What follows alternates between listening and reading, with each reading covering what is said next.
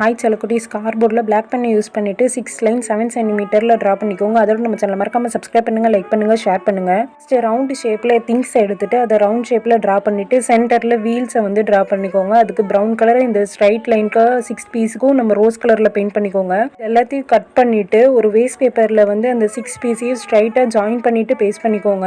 Join பண்ணதுக்கப்புறம் 2 பீஸ்க்கு மட்டும் violet கலரில் பெயிண்ட் பண்ணிவிட்டு மேலே வந்து வி ஷேப்பில் அதை வச்சு பேஸ்ட் பண்ணிக்கோங்க. கீழேயும் அது மாதிரி ஒரு பீஸ் வைலட் கலர் பீஸை வச்சு ஸ்ட்ரைட் லைனாக பேஸ்ட் பண்ணிக்கோங்க.